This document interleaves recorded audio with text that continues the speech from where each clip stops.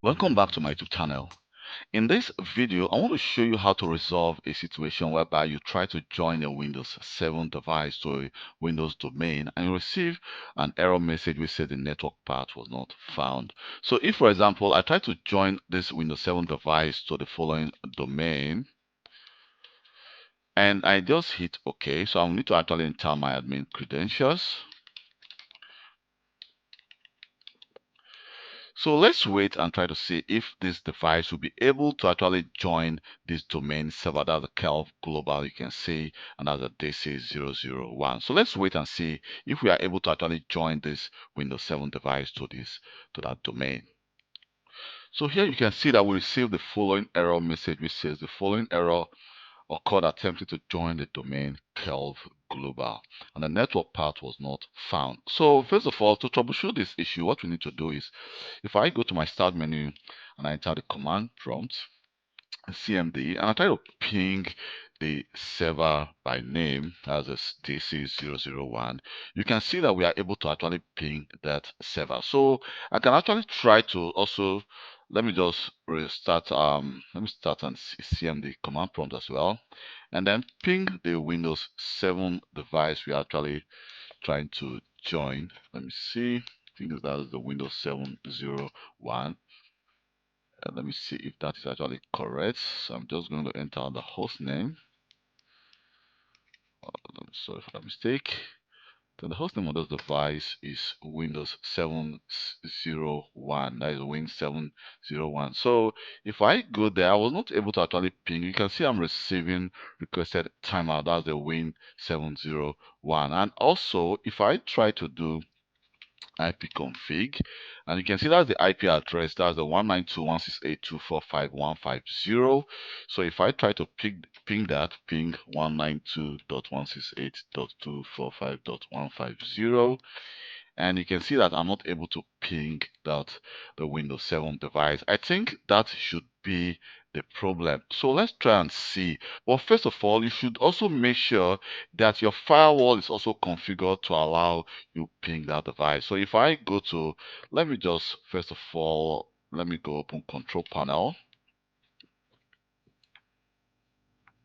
So we should always make sure that if I go to the Windows firewall here, you definitely want to create a rule to actually allow the ECMP. But so let me just try to turn this off just for this purpose. I'm going to just turn everything about the firewall. Let's see if we are now able to ping this device from the DC001. Here we go. You can see now I can ping, which means that the ping command was actually disabled on your firewall. If I try to ping this device by name as well, you can see that we are able to ping the device. So which means we are able to actually communicate with both devices at the same time. So which means the firewall was actually blocking us trying to communicate from our server from outside to inside. But we were able to actually connect, ping other devices. So the next thing we want to actually do is the following. I want to check again, because what I did is I actually configured a static IP address for this device, because it's actually just a test environment. If you are working in a production environment, definitely your DHCP server will be providing you or be assigning IP address automatically to all your devices, because you will not be doing it manually. But what I actually did for this small environment is actually to assign a static IP address to make sure that the IP address actually they are both are always in the same range. So what, let me just go to my network and sharing center local area connection, and if I go to properties under the TCP IP version 4, if I go to properties, here I can see that we can see that the IP address is actually the same subnet range of the server, and you can see our subnet mask is good. The default gateway is good, of course, which will give us access to the internet. But here we can see that our preferred DNS is actually the problem.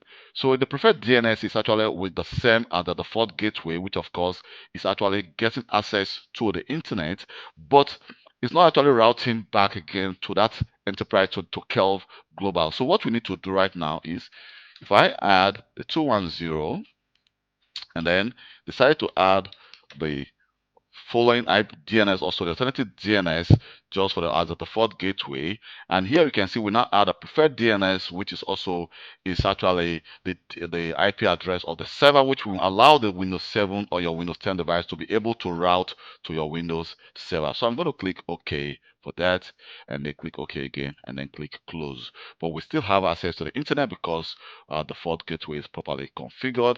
So if I go back again here, so let's try to actually join the device again to a domain and see. I'm going to enter my admin credentials and then enter my password and then click OK. Let's try and just wait for some seconds. Let's see if this will work this time. So here we go. You can see that right now I'm able to join this device to the domain without any issues. It says welcome to Kelp Global Domain. So if I go back again to the server and let me go to Active Directory and users, and if I go to computers and I do a refresh, you can see we now have the device just appeared here as a Windows 7 strip 01. So that is how you join your device to a domain if you are having any issues or if you receive an error message which says the network path was not found. Thank you very much for taking your time to watch this video, and also this solution can also be applied to a Windows 10 device or a Windows 8.1 device. Thank you very much, and please don't forget to subscribe to my YouTube channel for more IT related video. Bye.